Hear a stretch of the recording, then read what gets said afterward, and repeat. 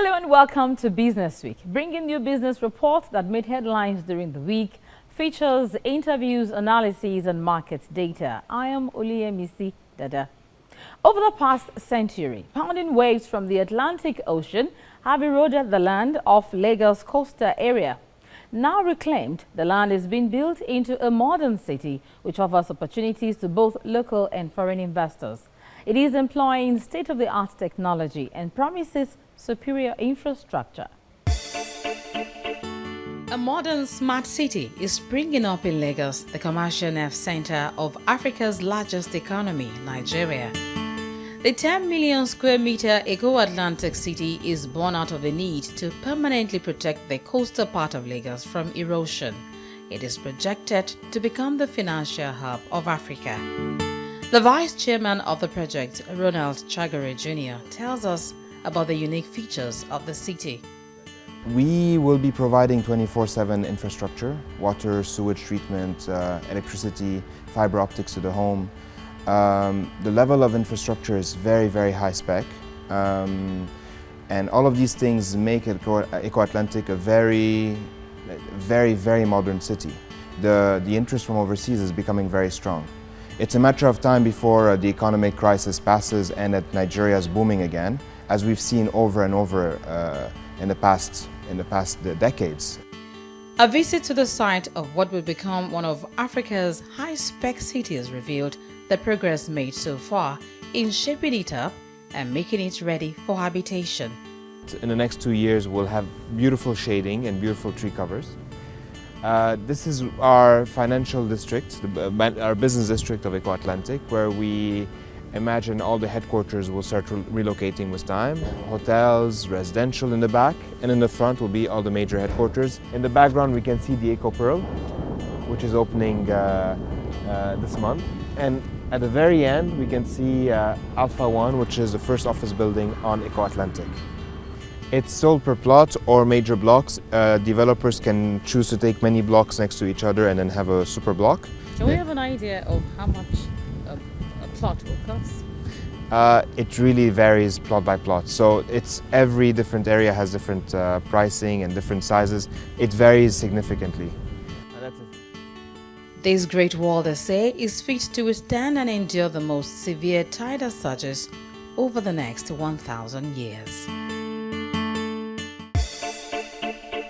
Nigeria's Finance Minister Kemi Adeosun is positive the country's investment in infrastructure will yield positive results. The minister was speaking at a knowledge-sharing forum in Abuja during the week. Lara Afolayan has the report. Nigeria's fiscal authorities earmarked 30% of the 2016 budget for capital projects, but this is way below the annual funding estimates the country needs to fix infrastructure.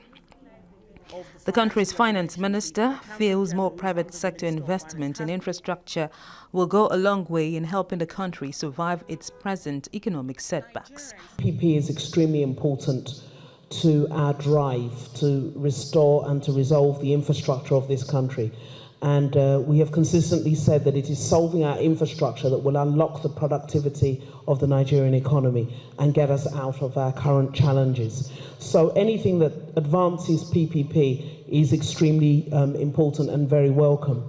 The minister says government has plans to begin a number of transactions in 2017 that will encourage more private participation in infrastructure projects. She says the federal government has a lot to learn from the states where a number of such projects have been successful. It's very significant that we can't really point to a single major PPP project done at federal level. The successes we've had have been at state level. And the questions we must ask ourselves is what is the learning that we can take from successful states executed PPP projects and bring up to the federal level. The minister affirms government's commitment to economic growth through adequate infrastructure investments. She assures Nigerians that the trying times being experienced will be over when such investments begin to yield results. Members of Nigeria's Senate Committee on Privatization say there has been no significant improvement in power sector performance 3 years after privatization. This was the conclusion of the committee led by Senator Ben Murray Bruce during a tour of distribution companies and power stations in Lagos. Details in this report.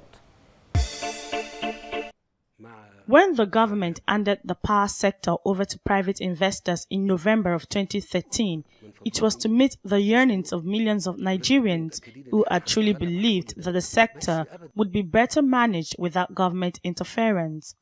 But 3 years on, the consensus is that the sector remains bogged down by the same level of non-performance that has held it down for decades.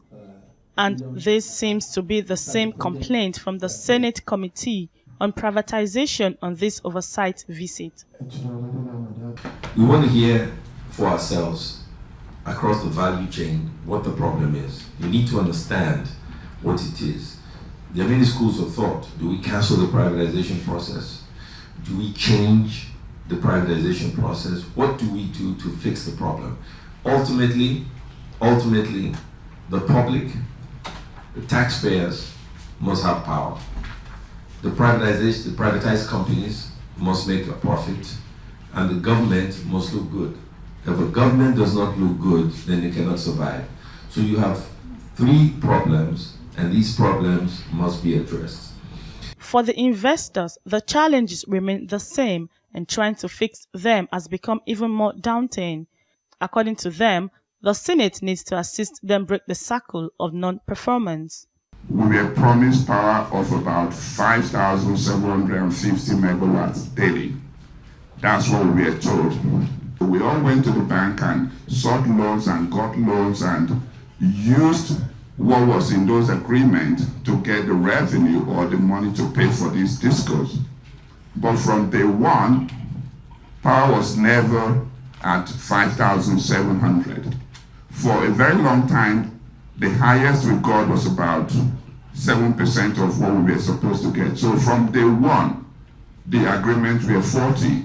But when we go back to the floor of the Senate, we need to explain to the Senate and to the Nigerian people what we have seen, what we have done, and what direction we think privatization should take on one hand, and 2, how do we solve this power problem? As Nigerians expect some level of positive activity to justify the faith in the private sector, one thing is sure, the era of finger-pointing has effectively ended. Oil workers in Nigeria are vowed to resist any move by the government to increase the pump price of petrol.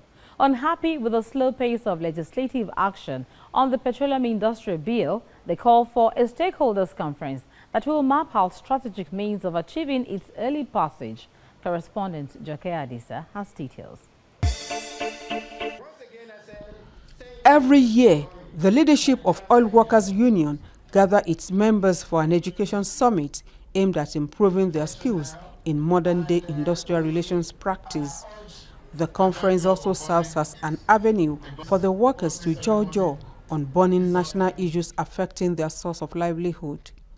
The current economic recession, proposed sale of national assets, the non-passage of the petroleum industry bill, as well as the recurring pipeline vandalism are some of the issues taking the center stage at this conference.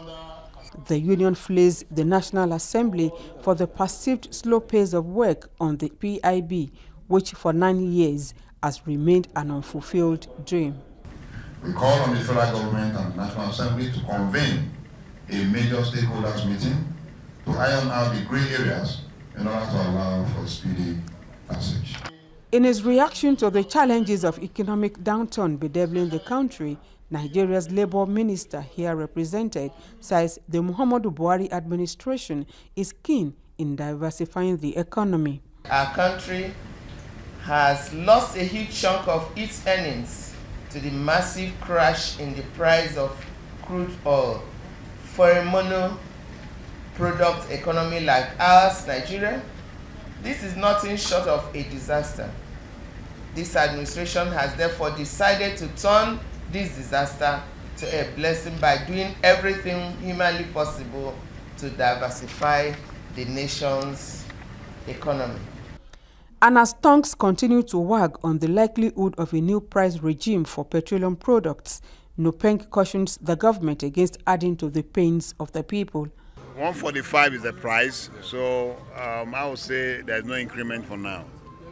And as such, we have said clearly that any increment will be resisted by us. It's a rumor for now, and that's why we're also working very hard to partner with IPMAN and all necessary stakeholders in the depot environment and depot community to see that scarcity of petroleum product is abated, and also the issues of fuel price increase is also being abated. To tackle recurring pipeline vandalism, the union urges the government to create an agency that will be solely dedicated to fighting the menace. Independent petroleum marketers want the Nigerian National Petroleum Corporation (NNPC) to initiate proper allocation of petroleum products to their storage facilities. They believe this will help ease the challenges faced with regards to distribution and movement of products across the country. Correspondent Tolulokwe Ogunjobi was at a forum organized by the marketers. Independent Petroleum Marketers Association of Nigeria is a body of operators and businessmen in the downstream sector of the country's oil and gas sector. The rivalry between the association's national faction has crippled the importation and distribution of petroleum products across the country, considering that the body controls 80% of the fuel distribution network. This meeting and inauguration has put an end to the crisis that has rocked the association, and now the leaders are ready to work as one. Petroleum marketers have come to stay. They are one of the pioneers association of petroleum marketers.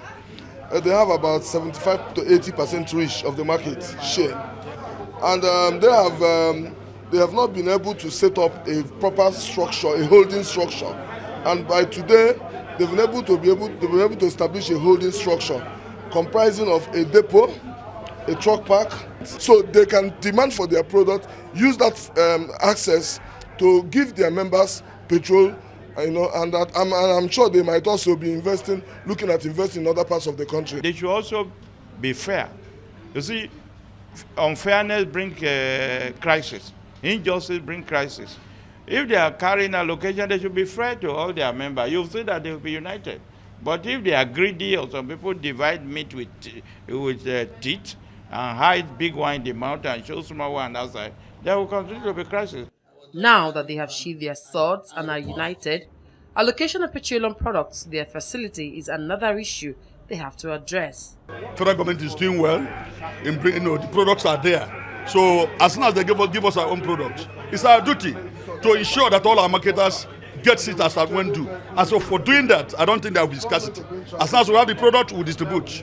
And then we'll make sure that we get to all our stations. We are asking an NPC to direct our products to that place. That is the facility that is owned by us. Most of our product is being sourced through second and third party. Things never change. We expect that with this adventure, things will change. So therefore, we expect that NNPC should be given IPMAN members their product direct to their facilities, not laying claims where there is factions. It is just a ploy to deny IPMAN their rightful allocation so that they can give it to a second and third party for profiteering. With the successful outcome of this important meeting, they are set to present a common front that will drive government policies and ensure smooth distribution of petroleum products across the nooks and crannies of the country. There'll be more on Business Week after this break. Stay with us.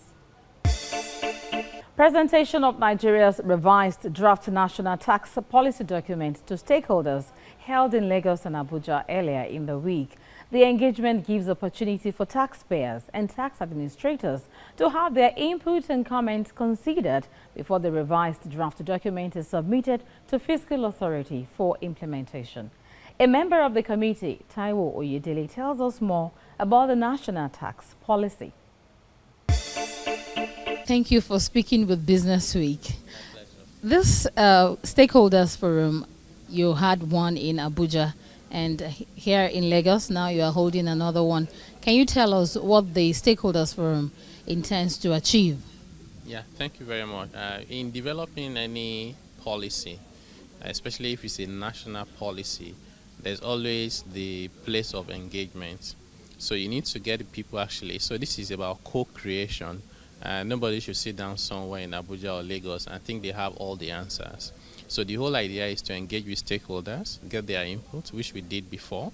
But even after producing the draft document, we thought it ideal to go back to the people again and say, here's what we have. Does it reflect what you guys want? Or do you have more comments, which is what we've done in Abuja and we're doing today also in Lagos. So the whole idea is to get the buy-in of people, to create the awareness and to ensure that we're all happy with the document. Now, the comments made here by the stakeholders are numerous. Does it mean that the committee will go back to the drawing board? Yeah, we're very happy with the comments we received. The same thing in Abuja and also in Lagos. But you find that a lot of the comments are not comment that needs any amendment to the draft. Some of it will mean that we need to amend, introduce a few things, amend a few things there. But it's, in fact, when we did the first request for submission, we got loads of documents, maybe 100 times more than the comment today, and we dealt with it in a couple of weeks. So I think the committee is committed to seeing that we do this quickly and do it very well. So we're going to immediately after this session now, we're getting back to work to see what we can do, and in a couple of days we hope to be able to finalize it. When this document is finalized and submitted to the Fiscal Authority for implementation, how soon should taxpayers expect implementations to take place? Yeah, that's a very good question, actually. Yeah, you find out that the policy direction that we've put together in this document, there's a lot of work of it that will be done by the Ministry of Finance. There's work to be done by the tax agencies. There's work to be done by governors and the president. There's work to be done by the National Assembly. Now, some of these short-term, some are medium-term, some are long-term in nature. So what we're going to do is first start with the short-term quick wins. The things we can do in the next 1, 2 weeks, 3 months, we start them immediately. But how quickly the taxpayer will see the impact will depend on the taxpayer and how well it affects them. But I would say in the next 1 year, everybody, no matter who they are, large, medium, small scale, poor, rich, should start feeling the impact of the improvements in the tax system, especially from the angle of simplification, so that paying taxes is a lot easier. Also from transparency, that they see what government is using their money for, and that way there's more motivation for people to continue to pay taxes. Now, in your presentation, you talked about people paying their taxes and then holding the government accountable. Will that not be a situation of like putting the cart before the horse? Because some people are of the opinion that the government should act first, put in place the necessary infrastructure, and then expect payment of tax from citizens. Yeah, I think it's difficult to say one should come before the other. We think they should go together. So people should be willing to pay their taxes and pay it honestly and on time, and also hold government accountable. I would say that in fairness, this present government is making efforts to be transparent. We've seen it around the budget. Some of the issues that came out out of the budget wasn't because they were first time those things were being put in the budget. It was because this government was willing to let people see the details of the budget. So that spirit is what we think that will continue to evolve and develop. If we must wait until government is 100% transparent, then there will be no money to run government. So it should go side by side. And that's why some of the stakeholders we recognize in the National Tax Policy document are the advocacy group as well as the media. So which means as you encourage, educate, and create awareness, more people are there to hold government accountable with the little money they have paid, with the big money they have paid, even if they haven't paid taxes. The fact that they're Nigerians means they're entitled to information about how government spends tax money. All right. Other taxpayers also believe that tax policies in Nigeria favors the rich as against the poor. Is that the situation? And are your recommendations, will your recommendations cover issues like this? Yeah, statistically, it's not entirely true that the tax laws in Nigeria favor the rich rather than the poor. If you look at it, for example, under the VAT law, you have a lot of basic food item, education materials that are exempt from VAT. If you look at the personal income tax rate, you see there's a 200,000 that is tax-free, and there's a lower rate of 7%, and there's a top rate of 24%. So, and that's because we are considering the poorest people. I would admit that there are rooms for improvement in terms of protecting the most vulnerable people in the society, and that's why in this national tax policy we have recommended lower tax rates for poorest people as well as for micro and small medium enterprises. So I think the major issue we have in Nigeria is not so much about rich versus poor. It's just that generally as a people, our attitude towards tax compliance has not been very good. So the tax compliance rate is low across the board, whether it's poor people, middle class, or the rich. I guess the only people who find it more difficult to evade are the people who work in the organized private sector, where their personal income taxes are deducted at source. But beyond that, even those same people, they have small businesses and they're not charging VAT, even though legally they're supposed to do so. So it's a complete change in DNA and mindset that we need in Nigeria. Over time, we get to a point where we can then design effective tax policies as to whether we want to try and tax the rich people a little bit more. And when you do that, there has to be an objective. You don't just do it for the sake of doing it. It's not a crime to be rich, right? But if government wants to attain a certain economic objective, and you say you want to reduce inequality, so something has, and that purpose has to be clearly defined so that you know when you've achieved it. So over time, our tax policies would evolve. And be able to see how well do you protect the poor versus how well do you tax the rich people. Now, talking about awareness, it seems awareness about tax policies, payment of tax, responsibilities of citizens, awareness about all of that is still very low. What do you think can be done to drive home the point? Yeah, awareness is extremely low. It's perhaps one of the lowest anywhere in the world. What can we do to drive that? It will be a long process. It's not going to happen overnight. I think the starting point would be to try and tie, so you have to do a carrot and stick situation. So in developed countries where awareness about tax matter is very high, it's not because they have taxation in curriculum from primary school to, it's because everything you have to do in the society is tied to your social security number. So the day you're born, you get a tax number. When you need to register for school, you need that number. When you need to get medical care, you need that number. When you get a job, you need that number. So you can't hide. Because you can't hide, and also because enforcement is very, very rigorous. You're caught evading tax, you're gone. So people know the consequences, they don't even dare it. So, and that in itself, and the fact that you see the result of taxpayers' money is enough to sensitize people. So a combination of factors we need to do in Nigeria. One, we need to educate people. Number two, we need to show them how we're spending tax money. And number three, we need to be more accountable as a people and government. And also the media needs to play a role, as well as the advocacy group, professional bodies. If we all come together and we say this is a national issue, which is almost becoming a crisis and emergency, if we all approach it like that, when you talk about elections today, what do we do to make everybody know that we are voting? So even the most rural villages, they know that there's election whenever we're doing it. Just apply half of that effort that we put into campaigns for election into tax. And you see that as of today, tax is a bigger problem for us than campaigns and elections. So that's awareness of just getting all stakeholders to be involved and doing it consistently, I think will get us there. Right. Finally, Nigeria is in recession. Is it the right time to talk about tax, and how effective can tax collection be at this time? Yeah, so the time to talk about tax is always every time. Whether a country is doing well and you have significant growth, you need to also think about tax. It could be that you use tax to ensure that you sustain the growth and development. When you're in recession like we are now, or the economy is just static, you also think about tax and say, how can I use fiscal policy to stimulate the economy? So tax does not always mean that you're asking people to pay more. It could actually mean that we're talking about tax so people can pay less.